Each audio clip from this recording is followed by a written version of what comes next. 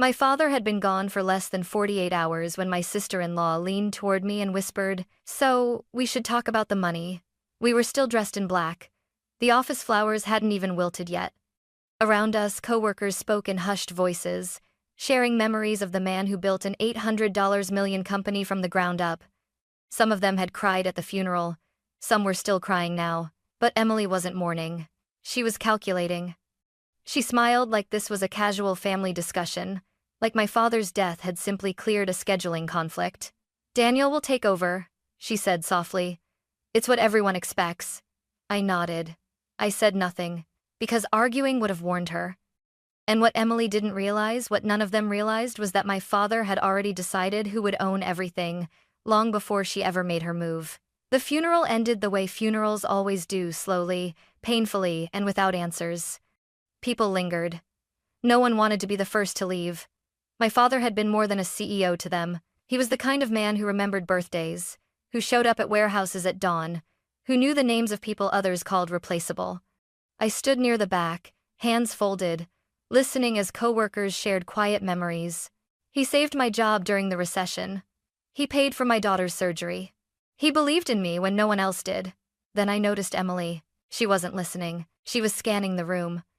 Her eyes moved from face-to-face board members, department heads, regional directors, like she was mentally sorting who mattered and who didn't. Every few seconds, she leaned in to whisper something to my brother, Daniel. He nodded. A lot. When people approached him with condolences, he didn't say, "Thank you." He said, "I'll take good care of things." That word "things" landed wrong. After the service, as the crowd slowly shifted toward the reception hall, Emily finally approached me. She wrapped her arms around me in a hug that felt carefully measured, like a public performance. "I can't imagine how hard this must be for you," she said. Her voice was soft, sympathetic, perfect. "Thank you," I replied. She pulled back just enough to look at my face. Her eyes sharpened. "Daniel's going to have so much on his shoulders now," she continued. "The company, the legacy, all that responsibility." I waited. She smiled. "But it's good that everything is already structured." I felt my chest tighten. "Structured how?" She waved a hand casually. "You know, succession, control, stability. People need to feel reassured." Reassured. My father had been gone for 2 days, and she was already managing optics. Across the room, I saw Mark, our head of operations, watching the interaction closely. When our eyes met, he raised an eyebrow slightly, just enough to say, "I see it too." Emily followed my gaze and laughed lightly. "Oh, don't worry. Everyone will be taken care of."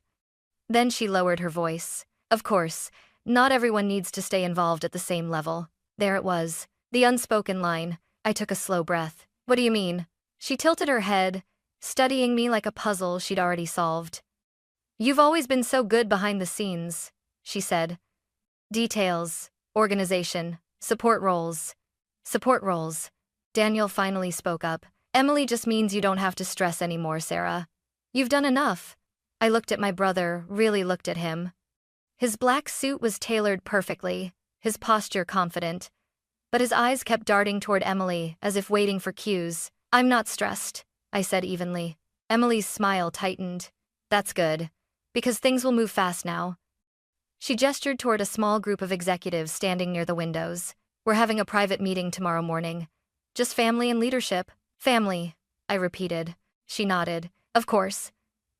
But her tone made it clear, she didn't mean me. As she turned away, Mark approached. "I'm sorry," he said quietly. "I know today must be overwhelming." "It is," I replied. He hesitated, then leaned closer. "For what it's worth, people are noticing." I glanced back at Emily, now laughing softly as she whispered something to one of the board members. "I hope so," I said. Because what they were seeing wasn't grief. It was ambition, raw, impatient, and already reaching for things that didn't belong to it. And this time, I wasn't going to pretend not to notice. I didn't always plan to stay quiet. In the early years, I spoke up. I offered ideas in meetings. I corrected mistakes before they became disasters. But every time I did, someone smiled politely and said, "Let Daniel handle that." So I learned. I learned that if I solved problems silently, they stayed solved. If I waited for credit, nothing moved. While Daniel traveled to conferences and posed for photos, I sat in windowless rooms, negotiating contracts no one wanted to touch. When suppliers threatened to walk, I talked them down. When regulators asked questions, I answered them carefully, completely, legally. No applause, no spotlight, just results. My father noticed, even if he never said it out loud. Late nights were when he trusted me most. He would call after everyone else had gone home. "Tell me the real numbers," he'd say. And I would. Not the polished version. Not the one prepared for shareholders. The truth.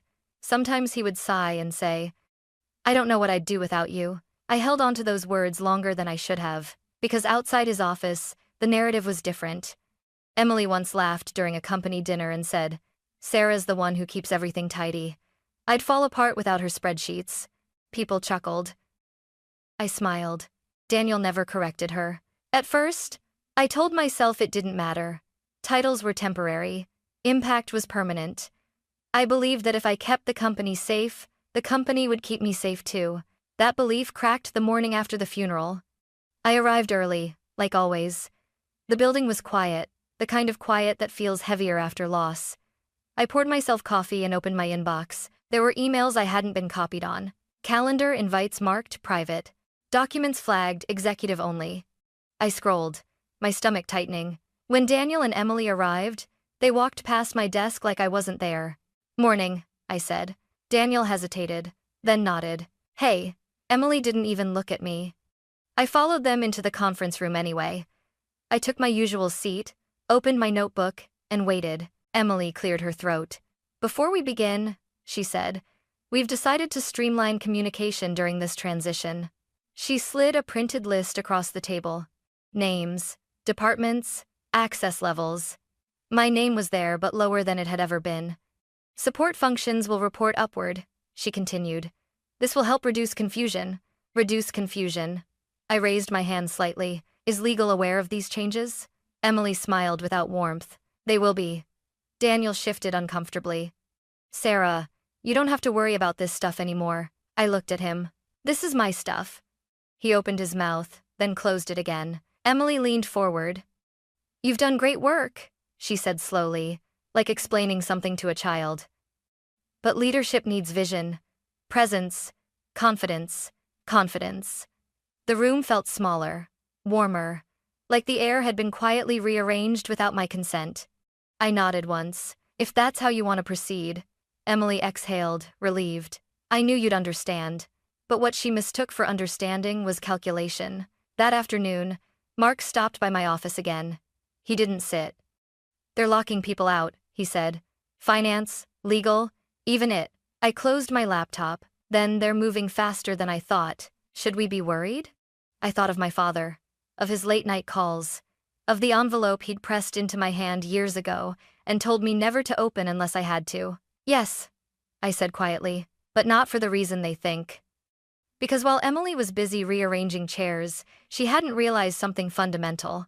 She was standing on a foundation she didn't understand. And foundations don't collapse loudly at first. They crack, slowly, then all at once. By the end of that week, the company felt unfamiliar. Not broken, not chaotic, just off. Doors that were always open were suddenly closed. Meetings happened behind tinted glass. People lowered their voices when Emily walked past, then looked down at their screens like nothing had happened. Daniel and Emily had moved into my father's office. They hadn't changed anything yet. That came later. For now, it was the symbolism that mattered. Emily sat behind his desk like it had been waiting for her. "This will only be temporary," she said during the first executive briefing. "Until everything is finalized." Finalized. She spoke like the outcome was already decided. Mark sat across from her, jaw tight. "Finalized according to which process?" Emily smiled. "Let's not get lost in procedures. Everyone knows Daniel is the natural successor." Natural. That word echoed in my head. I glanced around the room. A few people nodded, out of habit more than conviction. Others stayed perfectly still. "I'd like to see the transition plan," said Laura, our head of compliance. "Specifically how authority is being transferred." Emily's fingers paused mid-tap on the table. "We're handling that internally," she replied. Laura didn't back down. "With respect, that's not how governance works." Daniel shifted in his seat. Do we really need to slow things down with red tape? Laura met his eyes. Red tape is what keeps this company out of court. The room went quiet. Emily laughed softly. Let's stay positive. Senate's not of the misers Andrews have said. But positivity couldn't cover the tension anymore. Later that day, an internal memo went out announcing temporary leadership realignment. No signatures, no legal citations, just language designed to sound official. My phone buzzed nonstop. Did you see this? Is this approved? Are they allowed to do this? I answered carefully. I'm reviewing. That night, I stayed late. So did half the building. Mark appeared in my doorway around 9. They froze a vendor payment, he said. A big one. No explanation. That contract has penalties, I replied. Severe ones. I know. I closed my eyes. They're testing limits. Whose? Everyone's. The next morning, Emily called an all-hands meeting. She stood in front of the auditorium with Daniel beside her, smiling like this was a celebration. Change can be uncomfortable, she said, but it's necessary. Someone in the back muttered, so is transparency. Emily ignored it. We ask for your trust during this transition, she continued. There's no need for speculation. That was when Mark stood up. With respect, he said evenly. People aren't speculating. They're concerned. Emily's smile faltered. Concerned about what? She asked. About legality, Laura added from the side aisle. About stability. About whether this company is being protected or rushed. A ripple moved through the room. Heads nodded. Eyes lifted. Daniel stepped forward. This isn't the time for doubt. Mark didn't sit down. Then it's the time for answers. Emily's face hardened. We're family, she said sharply. This doesn't need to be a debate. I finally stood. It does, when family decisions affect thousands of employees. Every eye turned to me. Emily stared, stunned. I didn't realize you were speaking for the company now. I kept my voice calm. I'm speaking for the structure your husband inherited and is now ignoring. The room held its breath. For the first time since my father's death, Emily looked uncertain. Not afraid, but aware. That afternoon, legal requested a formal review. Finance refused to release funds without documentation. IT quietly restored access Emily had tried to revoke. Nothing dramatic. No shouting. No chaos. Just resistance. That evening, Mark sent me a single message. If you have something, now would be the time. I looked at the locked drawer in my desk, at the envelope inside, at my father's handwriting. Only open if they crossed the line. They had crossed it. And tomorrow, I was going to stop pretending I didn't see it. I waited until the building was almost empty. The lights on my floor were dimmed automatically after 7, but my office stayed lit. I locked the door, pulled the drawer open, and took out the envelope I had promised myself I would never need. My father's handwriting was steady, precise. If you're reading this, it means they stopped listening. I sat down. Inside were folders organized, labeled, impossible to misinterpret. Trust agreements, loan records, board contingencies. Not emotional words, not personal grievances, just facts. Page after page showed a pattern that made my chest tighten. Every emergency fund Daniel had received, every temporary advance Emily had framed as support, all of it categorized the same way. Debt, not gifts, not inheritance. Liabilities. And then I saw the clause my father had underlined in blue ink. In the event that total personal liability exceeds the threshold, all associated voting rights and succession privileges are suspended until settlement. Suspended. Not delayed. Not negotiated. Gone. I leaned back and stared at the ceiling. For the first time since the funeral, I let myself feel it: grief, anger, relief, all tangled together. My father hadn't been naive. He had been patient. The next morning, Emily called me into her office. She didn't invite me to sit. We need to talk about your role, she said, folding her arms. You've been disruptive.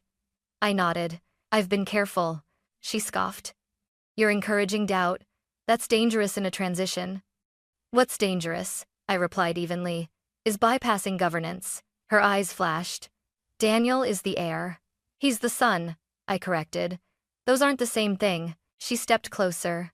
You think you're smarter than us? I met her gaze. No, I think my father was. Her smile vanished. Be very careful, she said. You don't want to isolate yourself. I thought of the coworkers who had quietly pushed back, of Mark refusing to release funds, of legal reopening files. I'm not isolated, I said. I'm aligned. She dismissed me with a sharp gesture. We'll discuss this later. But later never came the way she expected. By noon, compliance had issued a formal inquiry. Finance flagged inconsistencies. Legal requested documentation Emily couldn't produce. The company didn't panic. It paused. That afternoon, Daniel cornered me near the elevators. What are you doing? He hissed. I'm protecting the company, I replied. You're undermining me. I looked at him, really looked at him, and realized something painful. He didn't feel betrayed. He felt exposed. This doesn't have to be a fight, he said quietly. We're family. I held his gaze. Then start acting like it. The elevator doors opened. He didn't step inside.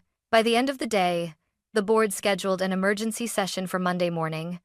Emily called it a misunderstanding. Legal called it a review. Mark called me after hours. People are ready, he said. They just needed proof. I closed my laptop slowly. They'll get it, I replied. Because once those documents were on the table, this wouldn't be about ambition or grief anymore. It would be about accountability. And accountability doesn't care who you married or whose name you share. The boardroom had never felt so small. Monday morning, 8 a.m. Sharp. Every seat was filled. Some people stood along the walls, pretending they were only there to observe. No one spoke above a whisper. Coffee cups sat untouched. Emily entered first. She wore white, crisp, confident. Like this was a ceremony meant to crown her, not question her. Daniel followed, jaw tight, eyes fixed straight ahead. Emily smiled as she took her seat at the head of the table. Thank you all for coming on such short notice, she said smoothly. I know emotions are still high, but it's important we move forward with clarity and unity. Unity. She nodded toward the screen behind her. We'll begin by formalizing interim leadership so we can reassure our partners. Mark didn't sit. Before we do that, he said calmly, there are unresolved legal matters. Emily's smile thinned. We've already addressed those. Laura adjusted her glasses.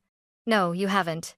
A murmur rippled through the room. Emily folded her hands. With respect, this meeting is about succession, not hypotheticals. That depends, I said quietly, on whether succession is still valid. Every head turned. Emily's eyes locked onto mine. Sarah, she said carefully, this is not the time. It's exactly the time. I stood. My legs felt steady, even if my chest didn't. For the last week, I continued, decisions have been made without authorization, funds frozen without cause, governance protocols ignored. Daniel leaned forward. You're exaggerating. I met his gaze. I'm documenting. I clicked the remote. The first document appeared. Loan agreement. Daniel Harper. Emily frowned. What is that? Support? She said automatically. Family support. I shook my head. Debt. The word landed hard. Laura leaned closer to the screen. This is binding. Emily stood abruptly. This is internal family business. Mark spoke before I could. No, this is corporate liability. More pages followed. Dates, amounts, signatures. Emily's voice sharpened.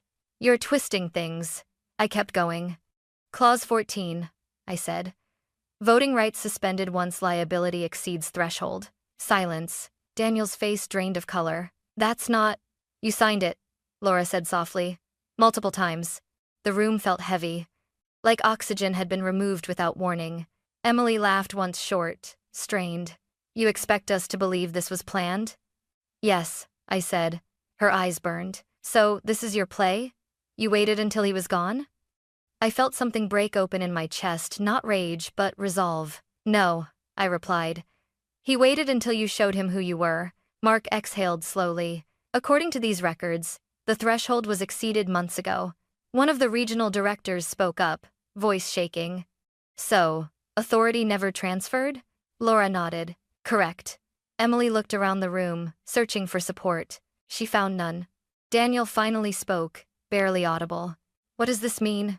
I swallowed. It means leadership hasn't been yours, I said. Not legally, not ethically. The room erupted not in shouting but in motion. Papers shuffled, people whispered, phones buzzed. Emily sank back into her chair. For the first time, she looked small. And for the first time since my father died, I felt the weight shift slowly, undeniably away from them. The crown hadn't been stolen. It had never belonged to them at all. No one spoke for several seconds. Not because they didn't know what to say, but because everyone understood exactly what had just happened. The illusion was gone. Emily was the first to move. She stood so abruptly her chair scraped loudly against the floor. "This is outrageous," she said, voice tight but controlled. "You're ambushing us with paperwork while we're grieving." Grieving. The word felt misplaced, like a costume worn too late. Laura didn't raise her voice. She didn't need to. "This isn't an ambush. These documents were signed over several years. They're valid." Emily turned to Daniel. "Say something." He opened his mouth, closed it. His hands were shaking now, resting flat on the table as if to keep himself steady. "I didn't know," he said finally. "I didn't read the fine print." Mark let out a slow breath. "That's not a defense." A few people nodded, not dramatically, just once. Enough. Emily looked around the room again, this time more urgently. "You're really going to let her do this?" she asked, gesturing toward me. "She's always been behind the scenes. She doesn't represent this company." "That did it," someone in the back spoke up. "She represents stability." Another voice followed. "She's the reason our contracts survived last year. And the audits," someone else added. "She fixed those." Emily's eyes widened slightly. This wasn't how it was supposed to go. She had expected confusion, maybe hesitation, not consensus. I stayed standing, though my legs had started to ache.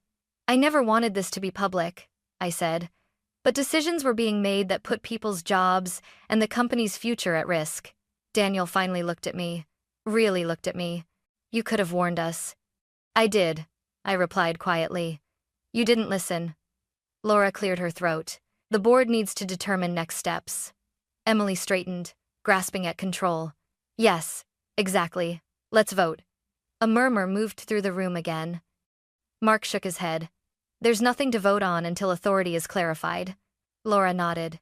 "Under the trust structure, interim control defaults to the party who satisfies outstanding liabilities. Age in the sayings of the nastated Beitners. Heaven ever buys first for bees. It is firsted buys brops. In this fasted, in the daxus." Every eye turned to me. Emily's voice cracked not loud, just sharp. "You paid it?" I didn't smile. "Yes." Daniel pushed back his chair and stood, pacing a few steps before stopping. "So that's it? After everything, after all these years, you just take it?" The room held its breath. "I didn't take anything," I said. "I protected what was already here." Silence. Then Laura spoke the words that shifted everything. "Effective immediately, Daniel's voting rights are suspended pending review." Emily spun toward her. "You can't do that." Laura met her gaze steadily. "I can, and I have." Mark checked his tablet. "Finance is already aligning access accordingly." One by one, people began to move.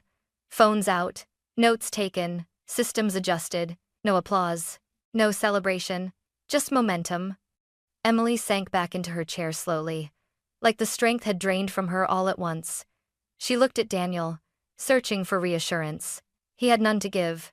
"This isn't over," she whispered, more to herself than anyone else. I met her eyes across the table.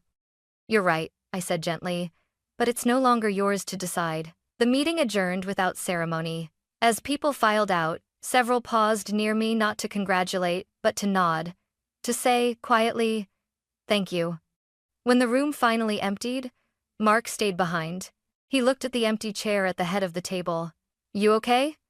I let out a breath I hadn't realized I'd been holding. "I think so." He nodded once. "Your father trusted the right person." I stared at the documents still glowing on the screen. For the first time since my father died, I didn't feel like I was bracing for impact. The impact had already happened. And the company was still standing. The fallout wasn't loud. It was quiet, methodical, almost surgical. By the afternoon, access cards were updated. Legal notices were drafted. Finance restored frozen payments carefully, transparently, by the book. The company didn't spiral.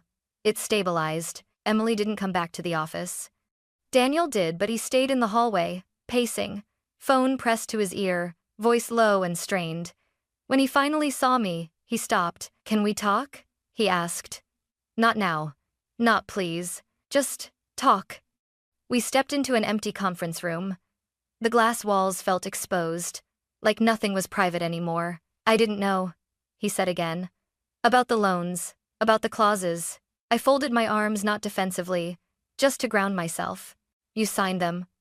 "I trusted Dad." "So did I."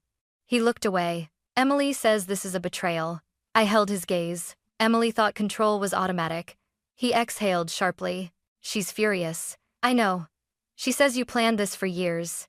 I shook my head. "No. I planned for the company to survive." Daniel sank into a chair, suddenly looking older than I'd ever seen him. Smaller. "What happens now?" he asked. "The review continues," I replied. "Legal will decide next steps. You'll have representation. Everything will be handled properly." He flinched at the word properly. "So that's it?" he said quietly. "I lose everything?" I softened my voice but not my answer. "You lose control, not dignity. That part is still yours to keep." He didn't respond. Later that evening, Mark stopped by my office one last time. "HR has questions," he said. "So does legal. But," he paused. "People are relieved." "Relieved?" I repeated. He nodded. "They were scared to say anything. Now they feel protected." Protected. That word settled into me differently than power ever had. As I packed up to leave, my phone buzzed. A message from an unknown number. "This isn't over. You embarrassed us." I didn't reply. Instead, I forwarded it to legal. When I finally walked out of the building, the sun was setting behind the skyline. The lights inside the offices flickered on steady, normal, unchanged. The company was still breathing. Emily had wanted a throne. Daniel had expected a crown. What they hadn't understood was this. Real authority doesn't announce itself. It holds the structure together when everything else is trying to fall apart. And tomorrow, I would finish what my father started, not with anger, not with revenge, but with responsibility. The weeks that followed were quieter than I expected. No headlines. No public spectacle. Just work. The board finalized an interim structure. Legal completed its review. Independent auditors confirmed what the documents already showed. Everything moved slowly, carefully, the way my father had always insisted it should. One afternoon, I stood in his old office alone. The desk was still there, scratched, solid, unimpressive by modern standards. I ran my fingers along the edge and thought about all the nights he'd stayed late, choosing responsibility over comfort. He hadn't left me money. He'd left me instructions. Mark knocked softly before entering. "Staff meeting in 10 minutes, he said. "They want to hear from you." I hesitated. "They don't need speeches." He smiled slightly. "They need reassurance." So I stood in front of them, engineers, accountants, managers, people who had built their lives around this company, and I told them the truth. That this place matters, that their work matters, and that no one would be pushed aside quietly ever again. When I finished, there was no applause. Just relief. Later that night, as I locked up, I checked my phone one last time. A notification flashed briefly. Emily had filed legal challenges that went nowhere. Daniel had stepped back entirely. I felt no triumph, only clarity. Because leadership, I learned, isn't about winning. It's about carrying weight without dropping it. My father didn't give me an empire. He gave me the responsibility to protect one. And this time I was ready to hold it openly, legally, and without apology.